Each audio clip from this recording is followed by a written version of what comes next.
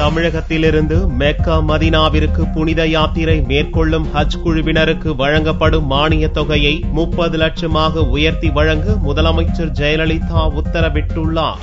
முதல்வர் ஜெயலலிதா ஞாயிற்றுக்கிழமை அன்று வெளியிட்டுள்ள அறிக்கையில், தமிழகத்திலிருந்து மெக்கா மதீனாவிற்கு புனித யாத்திரை மேற்கொள்ளும் குழுவிற்கு வழங்கப்பட்டு வந்த 20 லட்சம் ரூபாய் மானியத் தொகையை இந்த ஆண்டு முதல் 30 லட்சம் ரூபாயாக உயர்த்தி வழங்க உத்தரவிட்டுள்ளார். முஸ்லிம் மகளிர் உதவும் சங்கங்கள் மூலம் ஏப்ரல் 2012ஆம் ஆண்டுக்கு முன்னர் திரட்டப்பட்ட நிதி ஆதாரங்களுக்கு அந்தந்த சங்கங்கள் மூலம் வசூலித்த நன்கொடைக்கு 1:1 என்ற விகிதாச்சார அடிப்படையிலும், ஏப்ரல் 2012ஆம் ஆண்டுக்கு பின்னர் வசூலிக்கப்பட்ட தொகைக்கு 1:2 என்ற விகிதாச்சாரத்திலும் இணை மானியம் வழங்கவும் முதல்வர் ஜெயலலிதா உத்தரவிட்டுள்ளார். முதல்வர் வெளியிட்டுள்ள மற்றொரு அறிக்கையில், திருச்சி, தஞ்சாவூர் மற்றும் அரியலூர் மாவட்ட விவசாயிகளின் வேண்டுகோளை ஏற்று மேட்டூர் அணையில் இருந்து புள்ளம்பாடி மற்றும் புதிய கட்டளை மேட்டு வாய்க்காலில் நடப்பாண்டு பாசனத்திற்காக செவ்வாய்க்கிழமை முதல் 137 நாட்களுக்கு தண்ணீர் திறந்துவிட உத்தரவிட்டுள்ளார். இதன் மூலம் திருச்சி, தஞ்சாவூர், அரியலூர் மாவட்ட 42,736 ஏக்கர் நிலங்கள் பாசன வசதி பெறும் என்றும் தெரிவிக்கப்பட்டுள்ளது.